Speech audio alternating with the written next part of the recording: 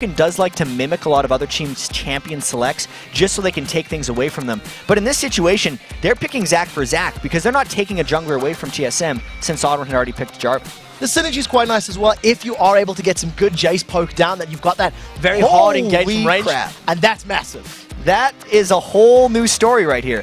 First Zilean we've seen in North American LCS, and also the fact that Annie is picked as well. Support? I think we're going to see a bottom lane, maybe Annie Brand, maybe Annie support. One of those two things is going to be a thing that happens in this game based on that. That was Either quick. way, that's awesome. That is really, really good. It's been a long time since we've seen Zilean in competitive play frequently. You know, he was a fringe pick Season 2. I think we've seen him once in EU as well, so a little bit different. And I'm thinking back to Season 1, early Season 2 stuff, where Reginald was one of the most feared, if not the most feared Zilean in all of North America, which at the time was the world because we're the only ones playing competitive League of Legends then. So he should be comfortable on that pick. It can be very crazy in lane. And you don't necessarily need to pair it with a hyper carry. It's just a matter of winning the game early and winning all their lanes. Yeah, that's one of the things that is looking a little scary from TSM. It doesn't look like their damage is going to scale into the late game quite as well as their opponents. Vulcun was sitting on Vayne, sitting on Kayle, sitting on Vlad, all three of which do phenomenal at the 30-40 plus minute mark. And it's really beneficial that Zuna decided on Caitlyn. This is going to be... We're going to get to this in a second. That they decided on Caitlyn instead of Vayne, because knowing that Annie was going to be like a support that locks you down, you have to be able to stay away from that. And Vayne would not have been nearly safe enough. Caitlyn is almost the only thing you pick in this situation if you're picking AD carry, maybe Ezreal. So just keeping them at bay, keeping them safe. Now, we do see the Xin Zhao's been locked in. So we were talking Annie Brand. You were talking about the stuns that can stack. It's going to have a similar flavor in that you get the stun from Annie. Xin Zhao's going to knock you up. But talk me through this lane. Annie, Xin, it's weird. So what TSM's going to try to do is take very early control of the lane, because remember, they have a melee now that needs to be their primary farm holder. So they need to push Vulcun completely back in order for Wild Turtle to farm in the first place. But they're most likely going to try level 1 or 2 all in, because the stun from Annie plus the crazy level 1, 2, 3 burst damage at all ranks that comes from Xin Zhao is going to try to kill either Bloodwater or Zuna immediately. But the error that could happen here is when you're running an aggressive bottom lane like this, counter ganks, or just ganks in general, shred you to pieces, because Turtle's already all in every time he goes. Very easy to counter gank, and they have to be so careful when they play this game. So you're expecting a 2v2 matchup. With that Xin Zhao Annie, you're not expecting 2v1 maybe? They could do either one, right? If it's a 1v2 for TSM, they'll have an easier time zoning, but you generally pick two-man kill lanes to kill two. You can kill one with them just fine, but that doesn't accelerate the game enough for you. You want to be able to shut down the AD carry from the start. So the question is whether or not Vulcun can bounce back from their loss to TSM all those weeks ago against this crazy composition. We're about to load up into the game.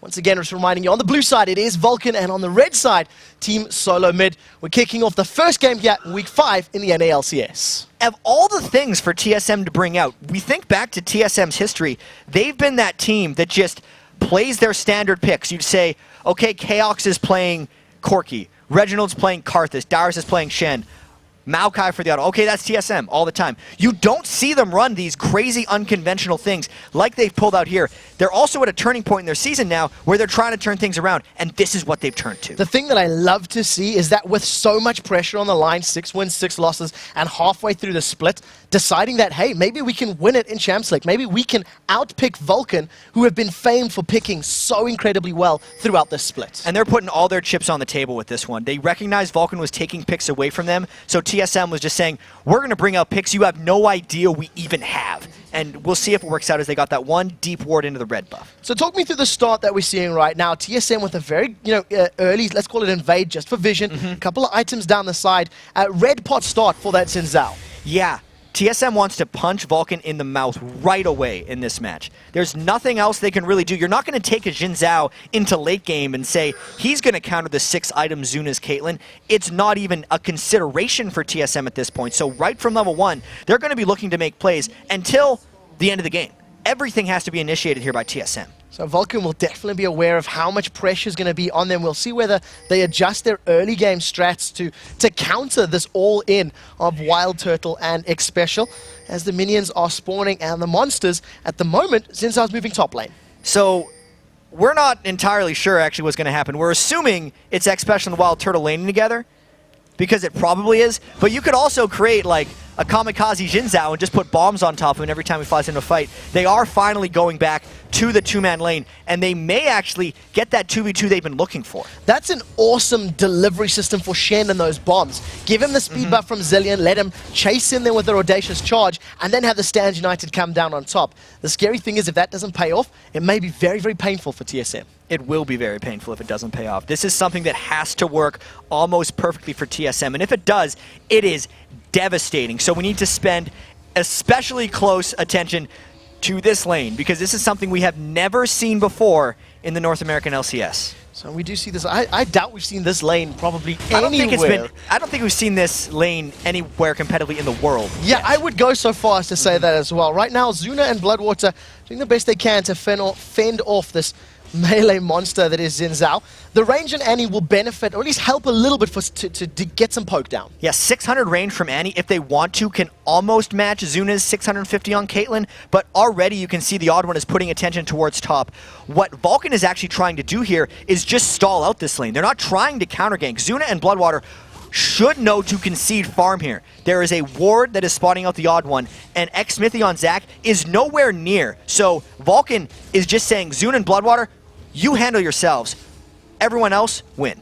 So the question talking about that, if they realize this and they can plan this one out, do you think it's a viable strategy for Vulcun to work towards the late game, stall this match out, and just let their comp do the work for them? It's not only a viable strategy, it's what they are going to go for. They're going to try to avoid, I feel like, the mecca of TSM's strength and do ganks elsewhere. So X-Smithy's going to come in, he gets the slowdown into Dyrus, pops one of his unstable matches, and actually comes up worse for wear in that trade. That was not the smoothest of approaches there. Dyrus definitely knew how to turn that around. Vladimir against Shen is actually the type of thing you want Shen to be laning against. He doesn't have to worry about insane lane shove early, and Vladimir's harass doesn't really start taking off until level 7 and 9, so Dyrus is incredibly happy with the matchups these lanes have given him. Dyrus is also an incredibly well-known Shen player, doing phenomenal with it throughout the course of this split. Slow start, you've seen just that one little bit of presence from X-Smithy and from the Odd One. But right now, both Reginald then moving to this top lane. And this is exactly what TSM wants. They want Wild Turtle to get something. He jumps in on Zuna. Support is coming. There's the flash, the knock-up onto Zuna. Exhaust is down. First time bomb is there, but there's no knock-up from the Odd One. Second time bomb goes onto Bloodwater, and that is flash burn for Wild Turtle. And you could still see, though, how ready Vulcun was to just getting out of there, and how badly TSM wanted to make something happen there, because Wild Turtle, I would say, went about 4 seconds too early, and it put everyone else on TSM out of position. And Reginald is caught out completely, no mana. He's going to be able to get that speed buff up, taking a lot of damage. The 90 caliber net, he sidesteps past the pull over Peacemaker. Mancloud now joins the party as X-Smithy gets the slowdown. First blood picked up by Sona. Wild Turtle goes down, one in reply. Ignite is ticking. Mancloud manages to survive the potion, keeps his HP ticking away. A Odd One's dropped down to 10 HP as X-Smithy will be able to get it with the red buff, and Reginald is in a lot of trouble. The flash from Bloodwater, 4-0, Vulcun go huge. That was the best possible thing that could have happened for Vulcun right now. The only thing they could hope is Dyrus somehow gets soloed by Psycho Sid, because after TSM made their over-aggressive play, they were out of chess pieces. So Vulcun turned it around, went right back at them, caught Reginald in transit, and we've seen the communication issues that have plagued TSM throughout these last few weeks. That was Reginald pulling the rest of the team into his problem and getting everyone killed. So we'll see whether or not Vulcun will be able to make use of this very early advantage. You have to feel that the pressure that Wild Turtle's going to be under in this lane, the moment Caitlyn goes back to spend money, is going to be so difficult to bounce back from. The saving grace, though, for TSM is that 2 of those kills did go to Bloodwater Sona, and he is not the type of support to build non-consumable items. It's going to put him into a faster Sightstone. You can see he didn't even bother going Philosopher's Stone because he's just going for immediate control. I think the mindset of Bloodwater here is he knows that Vulcun will have this late game, whether or not he invests those 2 kills. So he's investing those 2 kills in vision, which will protect them until they get to late game. We'll see how well those wards go down. We do see that Zuna has decided to recall, getting a little bit interrupted by Dyrus. Dyrus has actually moved to the top lane now, so after losing those 4 kills, the 1v1 head matchup has actually been moved to this top lane. Reactionary play from TSM. I really think that's true, and they want to keep the kill potential up on the squishy targets, which is why they want to be able to continually sit against Bloodwater. But now, it's those counter ganks we've been talking about. Anytime Wild Turtle wants to try to pull something out, it makes them extremely vulnerable But at the same time, Bloodwater knows, and the rest of Vulcun, that they don't want to take fights that aren't advantageous for them. Smitty's going to slingshot himself into that lane. Zuna moving safely, and it was defensive play. They realized that they didn't have their AD carry with them, and they ran the risk of being outnumbered, so they hang around a little bit. This is a 2,000 gold lead before the 10-minute mark. Blue buff has respawned, and the odd one's going to start this one off. Most likely going to give it to Reginald, who's actually just recalled. And speaking of Reginald, the 33 minion kills are not that great when you consider he was laning against ManCloud. We know ManCloud is one of, if not the best mid laner here in North America, performance-wise this split, and 64-33 against a very proficient Zilean player. That's not a matchup anyone has played lately, so you can't necessarily say, oh man, Zilean crushes Jace, but based on this, Mandatory Cloud is crushing Reginald. Yeah, and that play, that very aggressive dive, they wanted to try to get that knock-up early on, just didn't pay off for them. ManCloud, he's going to pick up his blue buff and just spam those accelerated shock blast combos away and just try to extend his lead even further. Got a fairly early tier thanks to those 2 assists and that kill, and I'll just be stacking up nicely as Smithy launches himself over the wall. And I wonder if Vulcan's going to start getting a little aggressive here, because they know that ManCloud has 1,000 more gold than Reggie, and he can support the jungle better than Reginald, which is why Smithy feels safe jumping over the wall and creating this red buff play. So take a look at the reaction. He might just go. Vladimir and Jace bouncing is up. Oddone slides himself to safety, but does manage to get away. Manages to take a massive shock blast to the butt. Gets away a little over 200 HP. But very brave play, and that's a red buff stolen. So this is going from bad to worse for TSM, because they've lost control of their own jungle buffs already on the cycle rotation for a team that needs to be taking control of the enemy buffs. Right now, Wild Turtle and X Special have been a non-factor. In fact, they've actually been detrimental to TSM's overall strategy because they're investing so much in trying to get them going. Now, if you take a look at the composition, though, with that Wild Turtle in the bottom lane, he's only 8 CS behind, 6 CS behind his opposite number, so he's farming relatively well. And I think that has to do with the extreme level of passivity that Zuna and Bloodwater are coming to this lane with. They're not bothering trying to deny farm because they know they don't need to. Zuna will get an advantage on Wild Turtle with equal farm if they get to a point. What Zuna would threaten if he tried to stop Wild Turtle from farming, even though he could, would be the threat of dying and losing control of the lane, which is actually the only way TSM can win. So patience is a virtue here for Vulcun and for Zuna. They're in the driving seat, and they're extending that gold lead even further. It's now up to 3,000 gold as we get closer to this 10-minute mark.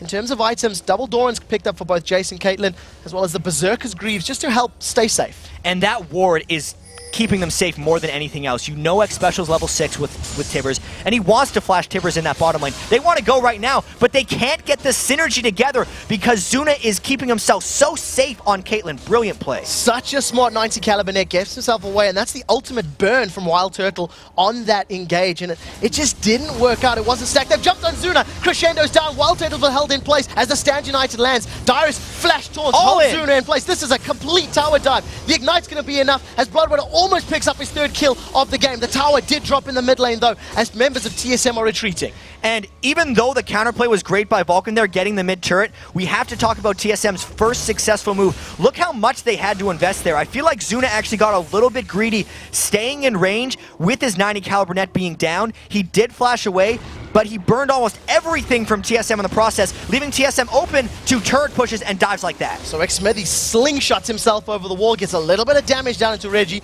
takes a tower hit and a couple bombs for his troubles, and that's a 1/3 of the tower HP plus that mid lane tower. That's going to open up even more jungle invades for Vulcun.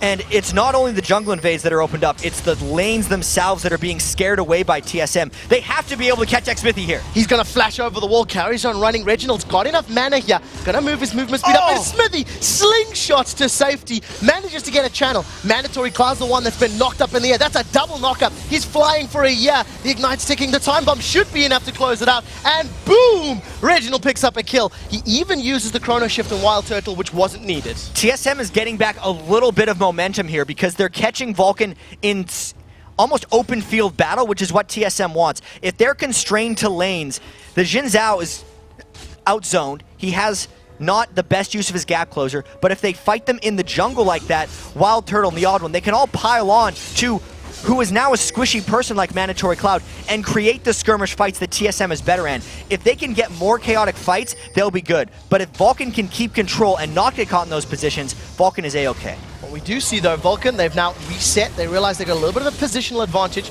started off this Dragon. They've also got vision control, as it does look like TSM slowly trying to respond. It's not going down particularly well. Dragon's up, but Smithy's in trouble. Bomb is away. Ignite is now ticking. That should pop him into his passive. His Let's Bounce tries to get to safety, but they may just leave him as the sacrificial piece of flubber. Wild Turtle wants to keep going because one kill for Dragon is not enough. So Wild Turtle's going to jump in. That's a great crescendo. Locks him up, but it's not going to be enough. The bomb plus a couple more auto attacks secure a kill onto Zuna. All of a sudden, Bloodwater's now under focus. Stunned up under the tower, and another kill for Reginald. What looked like a game that was in favor of Vulcun swings back in TSM's favor. And this is the game that TSM was envisioning when they picked this composition. One person after another, tower diving. The chase speed increased for Wild Turtle by Reginald's speed up from Zillion. But at the same time, they've fallen so far behind in the early game. TSM needs so much more of this to take it back in. Even though TSM was able to pick up those 3 kills on a great successful tower dive, it was after the Dragon. So all said and done, TSM is up maybe 500 gold from all that exchange, and actually down a little bit of farm as their other lanes have been getting farmed out. Yeah, so they're still sitting close to that 3,000 gold difference right now. In terms of items, we see Dyrus, he went for the Giant's Belt into a recurve bow, so a little bit different, maybe working towards a Wit's End. He's absolutely going for the Wit's End. It's been fairly recently changed. I think it was the 3.7 or 3.8 patch that happened. It now steals magic resist instead of just giving it to Dyrus, so he's going to be trying to really synergize a bit with Reginald, but mainly just looking to fight against Vladimir while being able to 1v1, because the late game split push might be the only thing that could keep TSM in this if they're up against a sieging Zuna. Talking about items right now, Wild Turtle got double long swords as well as their Kindle gem, so it'll be very interesting to see where he invests his gold and his items on this AD carry form right now. Yeah, he's got a lot of options, but Reginald might be running out. Take a look at that. The hammer gets dropped. ManCloud knocks him backwards. Chronoship is up and available. Smithy and Mandatory Cloud immediately back off. They're able to zone him away. I'm actually very surprised that they didn't decide to activate his passive and then try to kill him after. That tells you Vulcun is only concerned about map control right now, and they don't really care about killing Reginald, even though he's 2-1 and 2 on Zillion. They get the turret. They're up 2 turrets to 0 now and looking to take a stranglehold on this map. They've got a 4-man in this bottom half of the map, and TSM is simply miles away. With Caitlyn here and Jace, they're going to put a lot of damage onto this inner turret. They caught TSM wandering through the Baron area with their superior ward coverage that Bloodwater had gotten them previously with that super early Sightstone and ward investments. Beautiful pre-planned play there by Vulcun. So 3 towers to 0. They extend that gold lead once again to the 5,500 mark, and they're just keeping TSM at arm's reach distance as far as gold is concerned.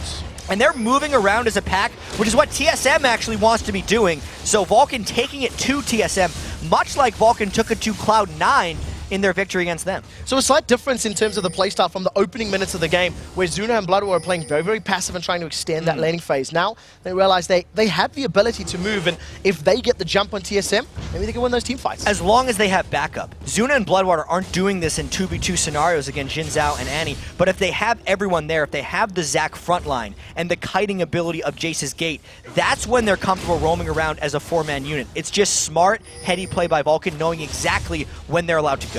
Right now, though, TSM have decided to put some more pressure on. They've grouped up. This is a 5-man TeamSoloMid that is just grouped in the mid lane. Stand United is available, so even though Dyrus is backed, he can join at a moment's notice. Special's got his finger on the trigger and he's ready to go. Ooh, Smithy doesn't quite get the initiation, but there's the crescendo! So there's the Stand United coming in. Let's Bounce is up. Wild Turtle dives back into the middle of everybody. Reginald's Chrono Shift is up. He finally does get proc. First kill is secured onto Jin Zhao before Annie drops in the background. The odd one's doing the best he can to run away while Dyrus is at full HP. Psycho said forced to flash before the time bomb. Pops on his head, blows him up in the air. Smithy now turns his focus over to Dyra. Zuna has got 60% of his HP, has been hardly touched. Reginald did come back to life thanks to his Chrono Shift, and he's gotten away, but a sloppy fight. And considering the gold lead there for Vulcun, a 3-for-2 for TSM isn't the worst of things. However, based on the compositions, TSM needs to win fights better than that if they want to win this late game. They still weren't able to take down that turret control. Maybe Dyrus can get something going in the bottom lane, but TSM needs a lot more than just a 3-for-2 in Vulcun's favor. They're holding themselves at least within touching distance, so if they continue to keep the numbers close, it will be a little, maybe easier for them if they get the jump in the later stages. Locket of the Iron Solaria has been completed as Wild Turtle's first item, and we see X-Special on his support Annie going for Sorcery Shoes. So there's definitely a trade there. You can see 31 minion kills on Annie is not support level CS. That's definitely a different lane than we'd normally see here. And I think that item build for Wild Turtle is completely just dictated by how they didn't do that great in the lane. I think he would have went heavily more offensive if they hadn't already turned into a bit of a team fight phase, where now he's just going for utility and a little bit of damage items. Otherwise, he wouldn't be able to get himself involved. So we've approaching this 20 minutes mark. We've looked at the CS. For the time being, Wild Turtle Special technically a little bit ahead of that of Zuno and Bloodwater, at least as far as CS is concerned. But Vulcun ahead in top lane and ahead in mid lane. It's definitely in their favor. And this just has to go with the map control they've been able to create. A lot of times, 3 turrets to 0 will also be equivocal to extra minion kills, just because A, Vulcun has better control of the enemy jungler, and B, TSM is more scared about where and when they can farm, whereas Vulcun almost has complete freedom of where they get to go. You've seen up there in the top lane as the 4th tower got dropped. Mandatory Cloud was thinking of picking a fight, thinking of getting involved, but didn't make his presence known until the last minute. And right now, it actually looks like TSM may have positioning on this mid tower. And X Special has Flash and Ultimate up. That's always what Annie wants to do, and it's what Vulcun needs to be ready to counteract. There's still not good turret pushing coming down from TSM as well, because another thing you run into when you don't have an 80 carry is difficulty sieging turrets unless you're ready to go all in. And since TSM fell behind by 6,000 gold, they're not willing to do that. So this is a very dangerous situation for TSM to be in. Especially if Vulcun are able to start any pressure. If they can use the range of that Jason, that Caitlyn to their favor, it will obviously help them out. Reginald just going to put a time bomb there on ManCloud's shoulders. That'll pop and chunk him down for a couple hundred. It's not necessarily the hardest hitting bombs right now. Not quite. Reggie's still powering up a little bit. Archangel's staff, and because of his heavy farm disadvantage to ManCloud, in small part to the roam where the Vulcun got 4 of the first kills in the game, he's just not where the bombs are hurting at. Now TSM trying to get a dragon because they recognize Vulcan's back. I wouldn't be too surprised if Vulcun can test this a little bit. So we do see they've got positioning on it. They're trying to set something up. Ace in the hole went down. The pull to have a Peacemaker is not going to be enough. And at the end of the day, Vulcun just stood back and watched. And not only did they just kind of give it to TSM, but ManCloud made a run for that top lane. So he's immediately pulling TSM back from where they weren't grouped up. It was a 5v5 that TSM was daring Vulcun to take. And since Vulcun is a really smart team in the way they play, even though Vulcun could have won that fight, it was a risk, and they weren't willing to take it. It does show a clear focus. They're more interested in towers than anything else right now. ManCloud takes a lot of tower hits in those time bombs, but he's face tanking it just to get his team the 5th tower of the game. And they know better than anyone that towers completely can win games. TSM has had some very interesting turret games lately. If I think all the way back to MLG, they had a game where they were up 8 turrets to 2, and they got came back on. Then they were down 11 turrets to 2, and almost won. So TSM has been in similar situations, and they kind of know how it turns, but still, if you look at the trends, 5 turrets to 0, you don't see many comebacks. Yeah, it's really difficult. That is exactly what equates to the gold difference right now. The CS numbers are starting to normalize across the board, and with that 6,000 gold, it stayed at that value, it stayed at that amount for a pretty long period of time. Distortion Boots picked up, therefore Psycho stood with his Ghost Flash Vladimir. He really wants to make sure he can run and blink as quickly as possible. And get out of there, because he knows a lot of times Wild Turtle's going to be trying to bear down on him, and Jin Zhao does really well against Vladimir in teamfight or even skirmish scenarios. But X Special getting caught out by Vulcun has to burn the ults. Flashes away, Stand United comes down, and as soon as that shield popped up, Vulcun just backed off, so they're happy with that. A Flash and Stand United. TSM wants to go, though, because they have to go in 20 minutes. X-Smithy's available, the crescendo goes down, they get knocked back. Chrono Shift is going to bring Jarvan back to life as Wild Turtle will be the first victim of this team fight. The odd one gets exhausted, his damage is mitigated. He's going to be the second one to fall. The time bomb's on X-Smithy, and he's brought it into his whole team. Vulcun take a lot of damage, but 2-for-0 trade, realizing a Stand United wasn't up. And I'm going to level with you. That fight and this fight doesn't look good for TSM. They're going to carry on chasing. The 3rd kill goes down. Dyrus tried to throw himself in there. In the background, we see X Special going down. They picked themselves up 1. Dyrus will go down for his trouble. This is a 5-for-1 trade. And it could be just another nail in the coffin for TSM. We have to remember, when TSM went into this game, they had to be thinking, win in 25 minutes or die, just fail. And since they were behind at 20 minutes, they forced that fight. They were forced into that fight by Vulcun, so it looked ugly by TSM, but they had to do it, and it didn't work. So right now, Baron has been started up. This will be completed before the members of TSM can get close, but they are fairly low level, fairly low items, and this is a very long Baron. and will be able to get away cleanly at the end of the day, giving themselves a 10,000 gold lead and just a massive, massive power position if you're a Vulcun member. Whole bunch more than just that 6,000 gold lead they'd held for so long, because the Baron buff gives thousands of gold as stats to every individual player, not to mention the level advantage they now have over a lot of people on TSM. Well, actually they're even because Zilean is crazy and gives XP to everyone, but TSM, despite giving up a Baron, is in an even worse situation now. They're forcing even harder because it just accelerates from here on out. They know once 30 minutes has passed, they don't have a chance, so they're still trying to do stuff. It's even more difficult engaging in a team that's got Baron. You see that TSM, they've almost got that tower down. Smithy's thinking about it. Let's bounce, and Flash is available. He's going to eat himself a time bomb for his troubles, and that's barely doing anything to that very beefy Zac jungle right now. And I really wonder how apprehensive Vulcun is going to be about diving these turrets, because they have a gargantuan lead, but they don't have any onus to make them turret dive. For now, they're just pushing TSM far enough back to get the turrets. And the pressure of Xmithy alone was enough to make TSM back off. They pick up the mid inner turret and then even get a couple of auto attacks down onto the inhibitor turret. Vulcun are just in the driving seat, and they're not afraid of TSM at all. And they're going to get Dyrus right now, because Psycho Sid was pushing him back a little bit by himself, and now Dyrus in a whole lot of trouble. Takes a lot of damage, gets knocked against the wall. Crescendo goes up. That's going to hold Dyrus in place. He will get chrono shifted up by Reginald, as Reginald will most likely be the first one to fall in this fight. It's actually going to be Xpecial in the background. Odd One goes forward, trying to knock up ManCloud. In the background, Reginald's popped. Third kill of the game. Vulcun is just destroying everybody. That is the second ace within 3 minutes, and this is going to result in an inhibitor. Right after the Baron, Vulcun goes and finds themselves another fight onto TSM Dyrus, and again, the rest of TSM comes down to try and help out in the situation, but once again, it backfired. There's enough time on the clock and minions there for Vulcun to get onto the Nexus turrets. They decimate those turrets. They're onto the Nexus. GGs have been called in-game, and right now, Vulcun with a convincing victory. 24-minute victory for Vulcun. They took the strategy that TSM threw them completely in stride. They handled the Jin Zhao Annie lane